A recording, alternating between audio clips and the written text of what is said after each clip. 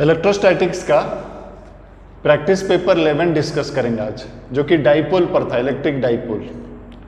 सो पहला क्वेश्चन है, बिल्कुल डेफिनेशन के ऊपर है कि डाइपोल जो है distance between charges small compare to what. So दो चार्जेस है -q + q separated by small distance. So small compare to what? Small compare to the point where you want electric field or electric potential. So this one is much less than the point where you are finding electric field or electric potential. Next question है, will a dipole have translation motion when it is placed in non-uniform electric field? हमने uniform electric field discuss किया था। Uniform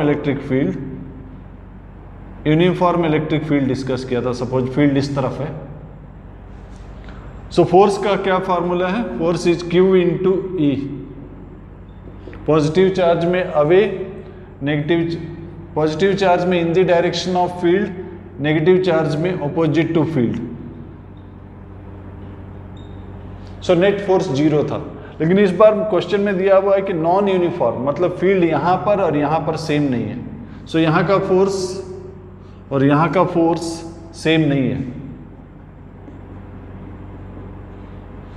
इसका मतलब net force 0 नहीं होगा, यानी कि चेंज इन ट्रांसलेशन भी होगा। नेक्स्ट नंबर 3,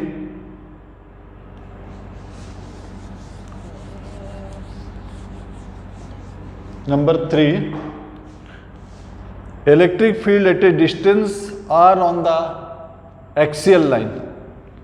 सो एक्सियल लाइन में नंबर 3, एक्सियल लाइन में क्या फॉर्मूला है? खाली मैग्नीट्यूड अगर लिखूं 2π/4πε0 r³, ये formula.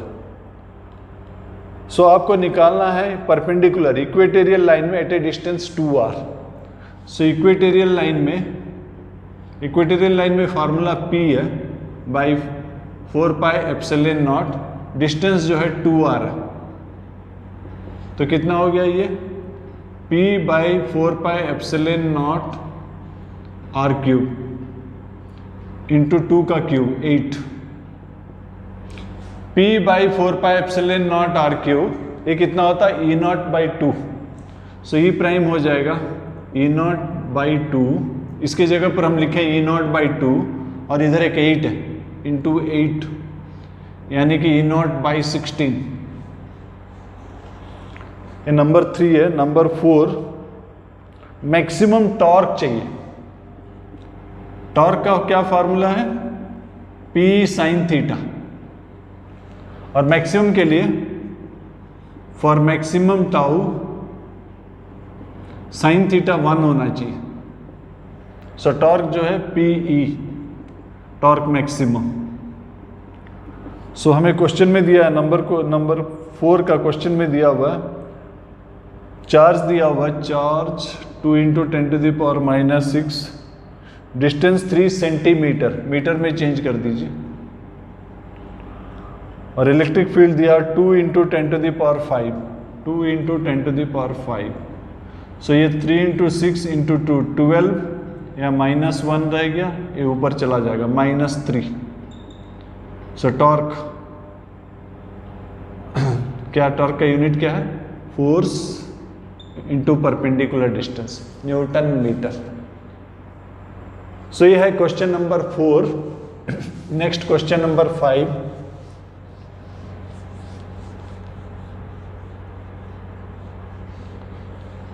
Next question number 5, what is work needed to rotate? Work का क्या फॉर्मूला है? PE cos θ1 - cos θ2। So question ये है, what is the work to rotate from theta 0 degree to 180 degree? Value डाल दीजिए, PE cos 0 degree - cos 180 degree. cos 0 1 होता है, cos 180 -1 होता है, minus minus plus. So 1 + 1 2। So ये हो गया question number 5। Question number 6, so question number 6 में क्या दिया है, 2 tiny spheres of Q and minus Q। So ये आपका माइनस Q है, ये प्लस Q है, ये इलेक्ट्रिक फील्ड है, यूनिफॉर्म इलेक्ट्रिक फील्ड है।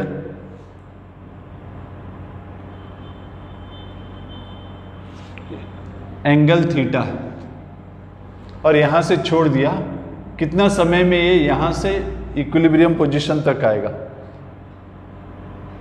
सो इस पोजीशन से यहां तक आने के लिए कितना समय लगेगा। टॉर्क जो है P E sine theta, small angle के लिए साइन थीटा को थीटा ले लीजिए, सो टॉर्क हो गया P E theta. Linear SHM का क्या कंडीशन है, एफ इक्वल टू के एक्स, वेक्टर फॉर्म में लिखेंगे तो माइनस के एक्स, और टाइम पीरियड क्या होता है 2 pi root over m by k. Angular SHM में होता है tau equal to minus k theta.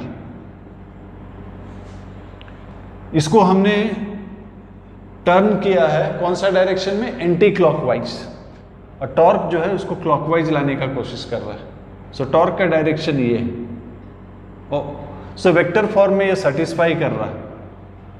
So theta के साथ जो अटैच्ड है, थीटा के साथ, थीटा जो है पी ई थीटा, थीटा के साथ जो अटैच्ड है ये जो है के।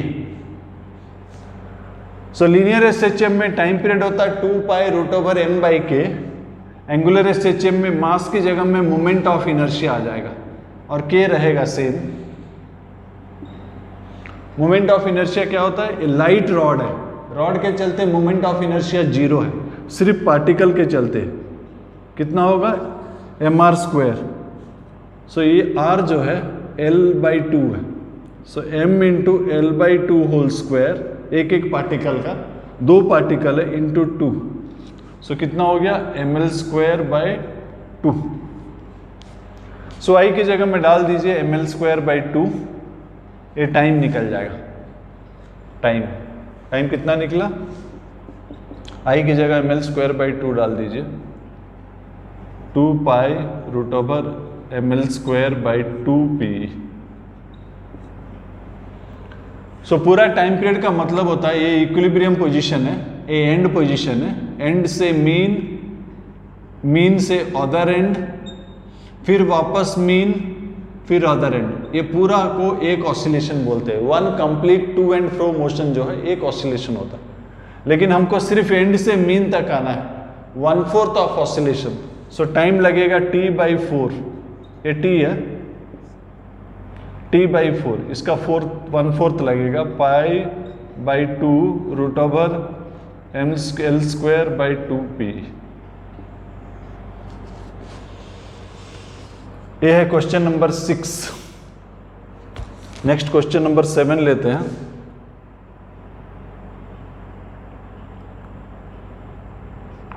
Question number 7,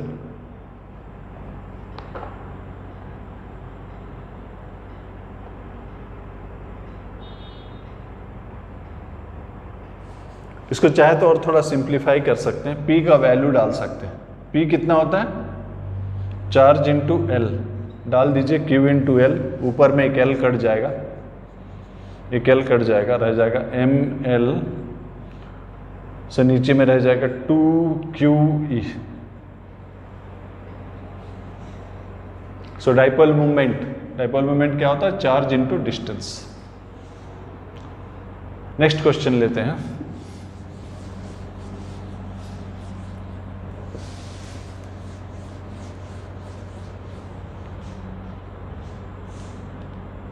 question number 7,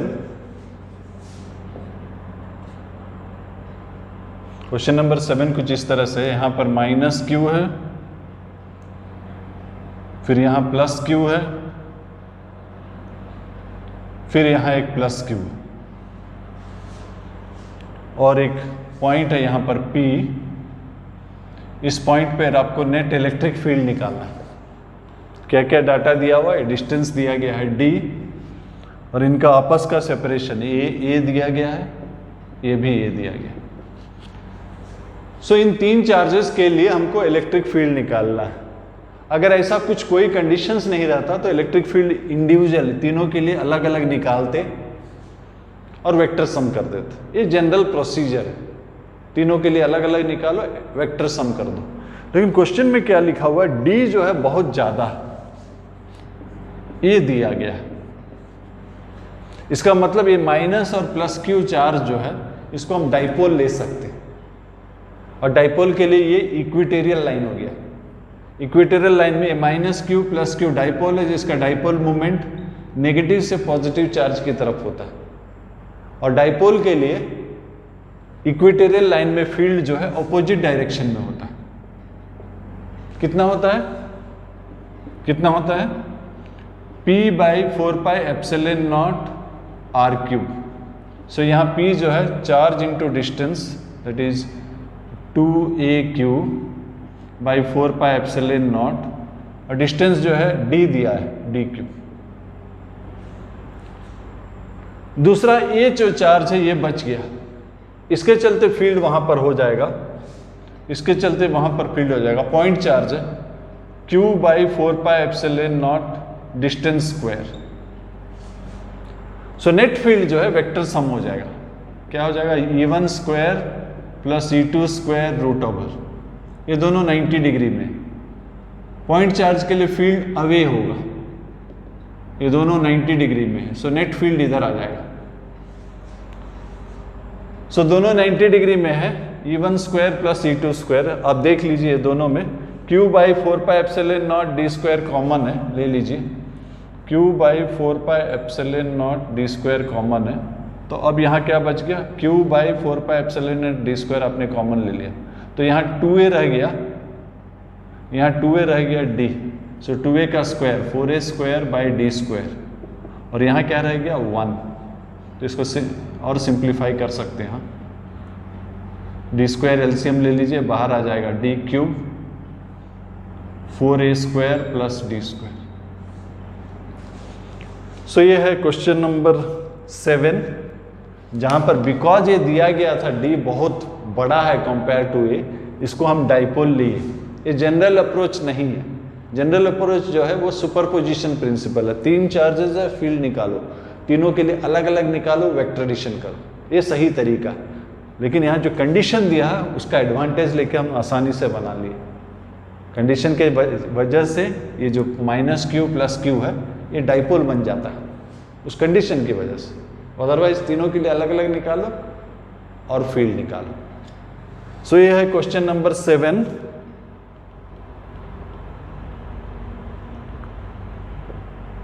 next question number 8।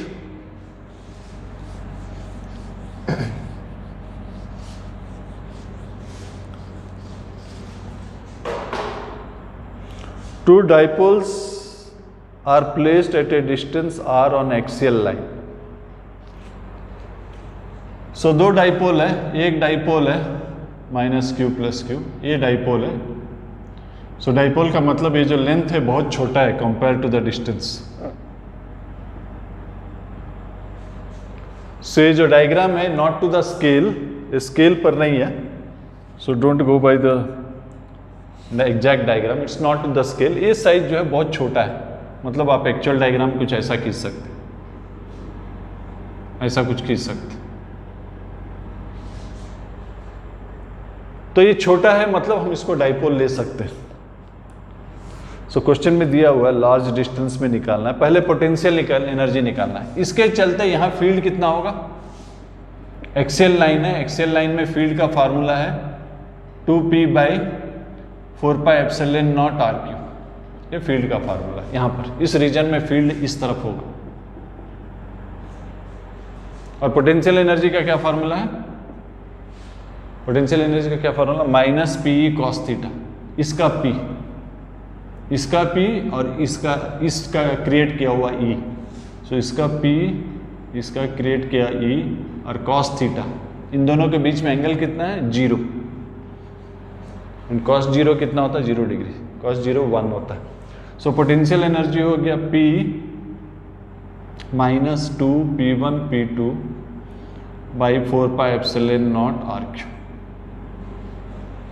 ये पहला पार्ट था। सेकंड पार्ट में फोर्स निकालना है, हमें मालूम है इलेक्ट्रिक फील्ड जो है कंजर्वेटिव फोर्स फील्ड है, और कंजर्वेटिव फोर्स फील्ड में फोर्स जो होता है माइनस du/dr होता है। सो इसको डेरिवेटिव कर देंगे, इसको डेरिवेटिव कर दीजिए, बाकी सब कांस्टेंट है, माइनस माइनस प्लस हो गया, 2p1p2/4πε0। सो r क्यूब मतलब r का पावर -3, सो माइनस r का पावर -3 है तो डेरिवेटिव हो जाएगा -3r -3 -1 -4। सो फोर्स हो जाएगा -6p1p2/4πε0 r⁴। ठीक है। सो माइनस का क्या मतलब है? अट्रैक्शन। सो ये था प्रैक्टिस पेपर 11। सो लगभग हमारा इलेक्ट्रोस्टैटिक खत्म होने आ रहा है। नेक्स्ट जो है Gauss law. So next class में सेशन 12 में हम गॉस लॉ डिस्कस करेंगे।